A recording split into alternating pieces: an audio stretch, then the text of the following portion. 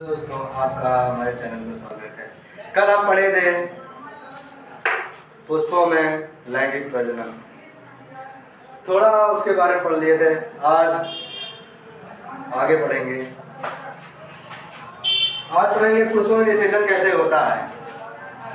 पुष्पों में निषेचन कैसे होता है।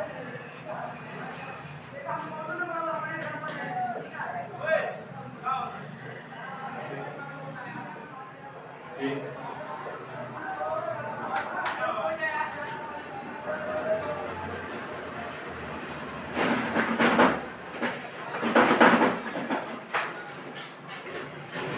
पुष्पों में निषेचन कैसे होता है, लेकिन इससे पहले हमें जानना पड़ेगा कि इसमें अहम भूमिका कौन निभाता है। पुष्पों में अहम निषेचन की अहम भूमिका निभाता है दलपुंज।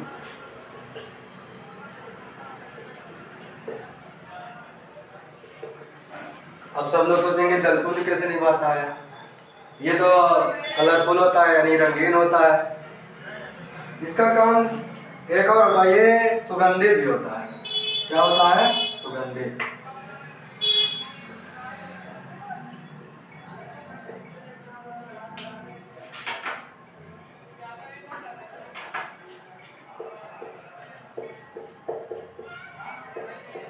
सुगंधित होता है, ये महकता रहता है। और ये महकता क्यों है, सुगंधित क्यों रहता है? ताकि ये कीटों को अपनी ओर आकर्षित कर सके। जैसे ह्यूमन बीइंग क्या करता है, ह्यूमन बीइंग परफ्यूम लगाता है, इत्र लगाता है अपने बॉडी, अपने कपड़ों पे।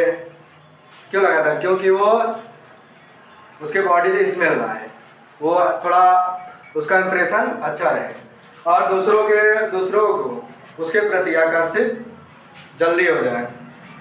तो उसी तरह दलपुंज का काम क्या रहता है, ये सुगंधित रहता है, ये महकता रहता है ताकि कीटों को अपनी ओर आकर्षित करा के जो इसके परागकण होते हैं वो मादा जनान तक जाएं और परागण कराएं।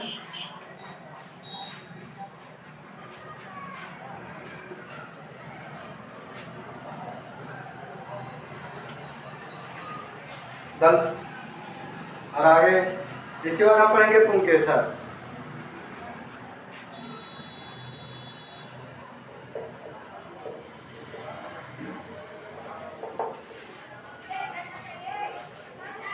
पुंकेसर परागकोश, एक परागकोश और तथा एक पुतंतु से मिलकर बना होता है।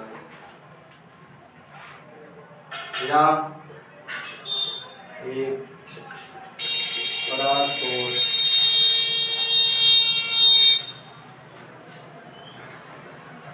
तथा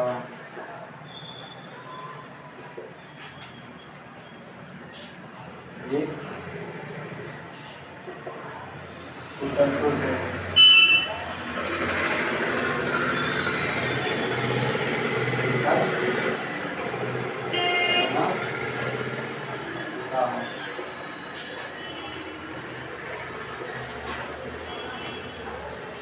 और या आवृत बीजी द्विफलित भी होते हैं, या पॉइंट डालकर लिखना।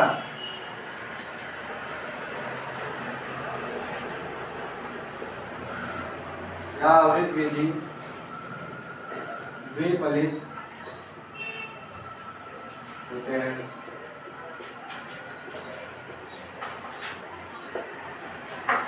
और इनके प्रत्येक कोष्ठ में चार होते हैं। ये चतुकोष्ठी भी कहलाते हैं।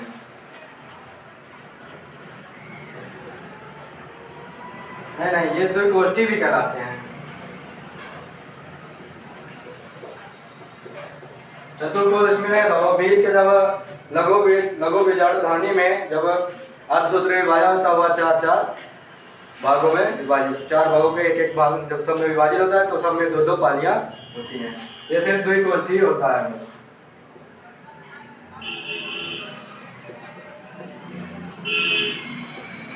ठीक। इसके अनुप्रस्थ काट से परागकोश का निर्माण होता है।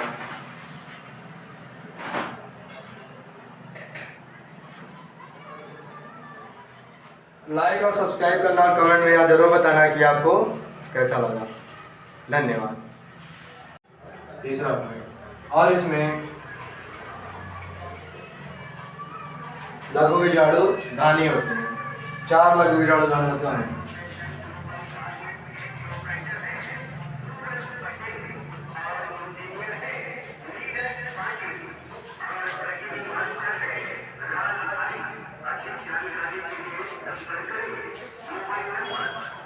और प्रत्येक लघु बीजाणु धानी में 2-2 पालियां होती हैं।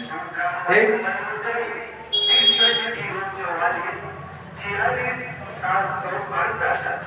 प्रत्येक लघु बीजाणु धानी में 2-2 पालियां होती हैं।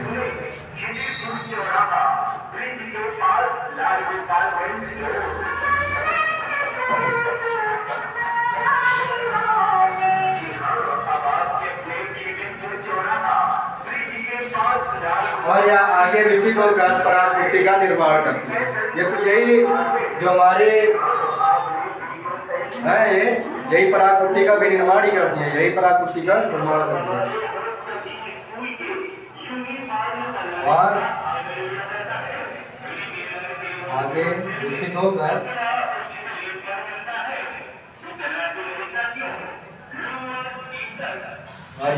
विकसित होकर परागपुट्टी का निर्माण करती है।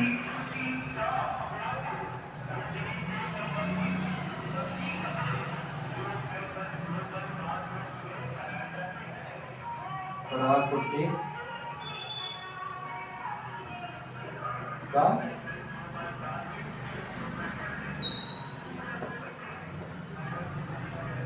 निर्माण करती है। ठीक, अब इसके बाद हम पढ़ेंगे लघु बीजाणु जनन। लघु बीजाणु जनन क्या होता है, आइए हम उसे भी देखते हैं।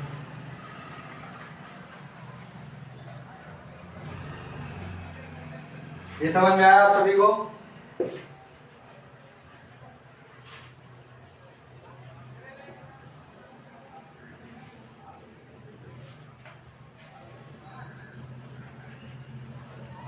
पुष्पों में निषेचन कैसे होता है पता चला? अभी आगे पढ़ेंगे। अभी तो परागकण, परागण और परागण के टाइप्स ये सब आगे पढ़ना है। अभी पढ़ेंगे, लेकिन सबसे पहले भी हम क्या पढ़ने जा रहे हैं? लघु बीजाणु जनन। लघु बीजाणु जनन ये क्या होता है, पहले इसके बारे में पढ़िए। पराग मात्र कोशिका, जिसे हम शॉर्ट फॉर्म पीएमसी भी बोल सकते हैं।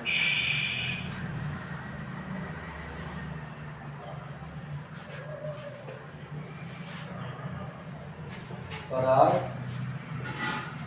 मात्र कोशिका,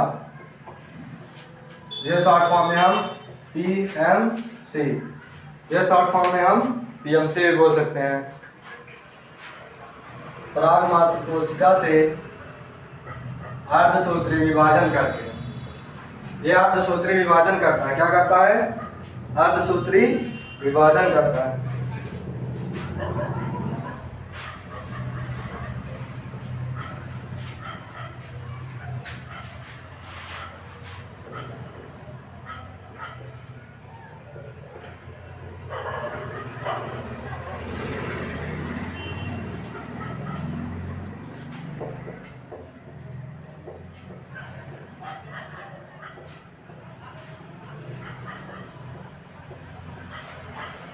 अर्धसूत्री विभाजन करके लघु बीजाणुओं के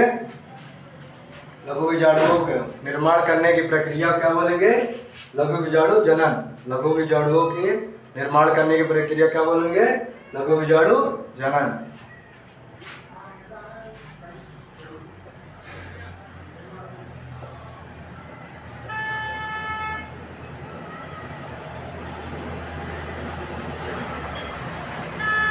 लघु बीजाणु निर्माण करने की प्रक्रिया को लघु बीजाणु जनन कहते हैं।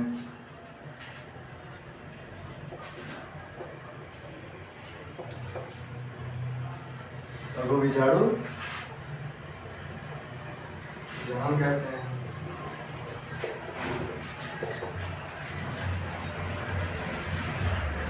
और लघु बीजाणु जनन की सभी कोशिकाएं क्या करती हैं? अर्धसूत्री विभाजन करती हैं।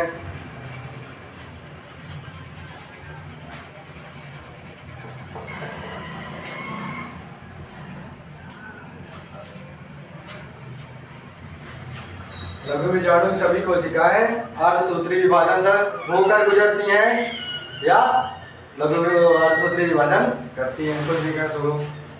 लघु बीजाणु जनन की सभी कोशिकाएं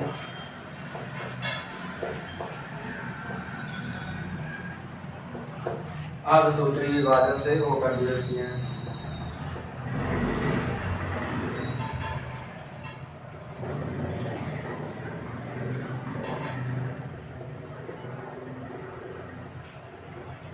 अर्धसूत्री विभाजन से होकर गुजरती है। ठीक। और यही क्या बनाता है? चतुष्टय बनाता है। लघु बीजाणु चतुष्टय का भी निर्माण करती है। ठीक। इसको इरेज कर दे यार।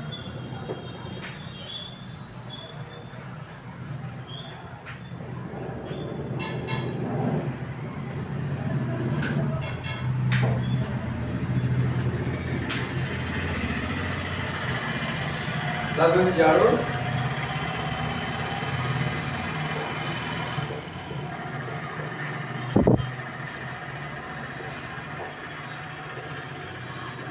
चतुष्टय का भी निर्माण करती है।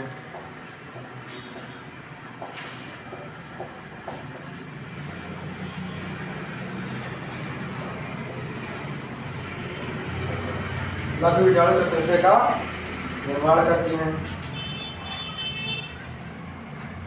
ठीक।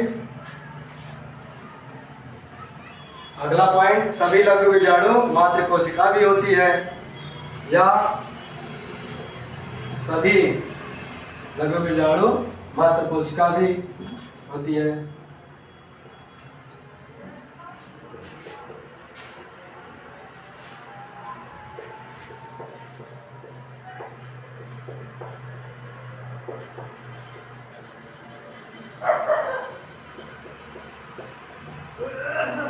ठीक।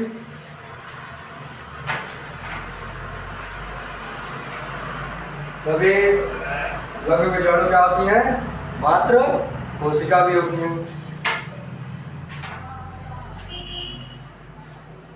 अगला पॉइंट,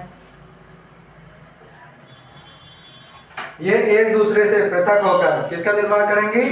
परागकण का। किसका निर्माण करेंगी? परागकण का।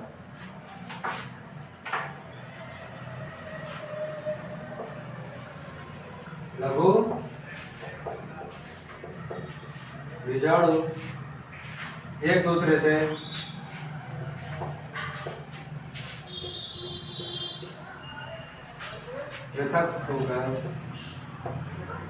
पृथक होकर या पृथक कर कुछ बोल सकते हैं हम।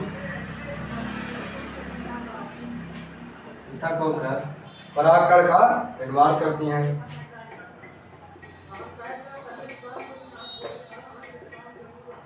परागकण का निर्माण करती हैं।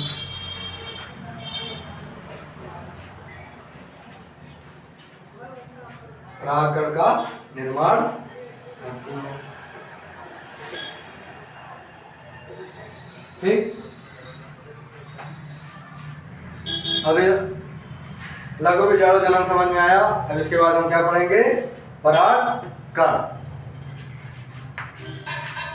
क्या पढ़ेंगे? परागकण। परागकण क्या होता है?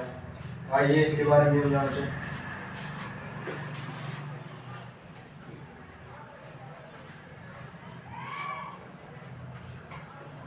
इसको हम संरचना से समझेंगे तभी हमें ज्यादा अच्छे से समझ में आएगा। चित्र बनाकर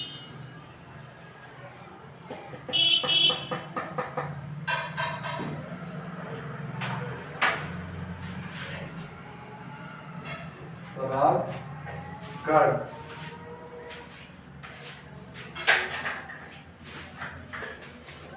परागकण।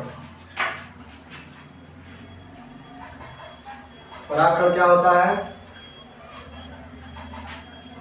या नर युग्मकोद्भिद का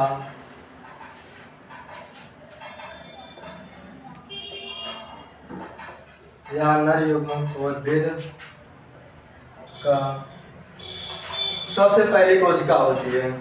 या नर युग्मकोद्भिद की सबसे पहली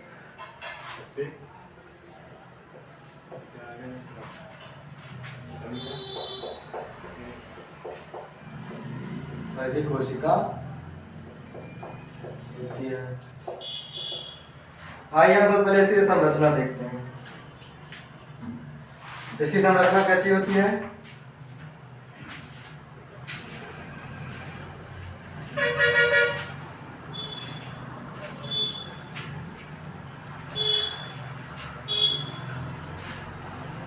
ठीक, इसमें क्या क्या होता है इसको हम देख लेते हैं।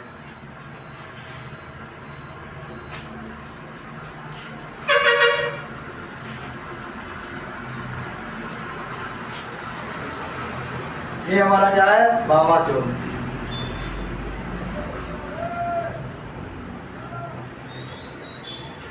वामाचोल मतलब बाहरी स्तर या बाहरी सबसे बाहरी परत बोल सकते हैं। ये हमारा क्या है? अंताचोल।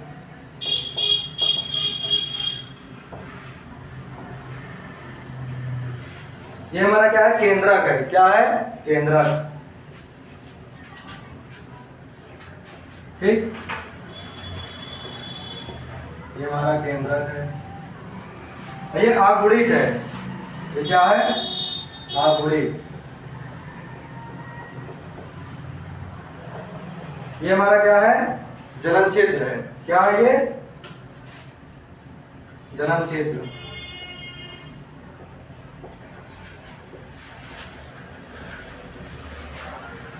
इसको इंटाइन बोल सकते हैं, इसको एग्जाइन बोलते हैं। इंग्लिश में इसको एग्जाइन बोलते हैं, इसको इंटाइन। लिख लीजिए, एग्जाइन, इसको इंटाइन बोलते हैं। ये किसकी संरचना है? परागकण की।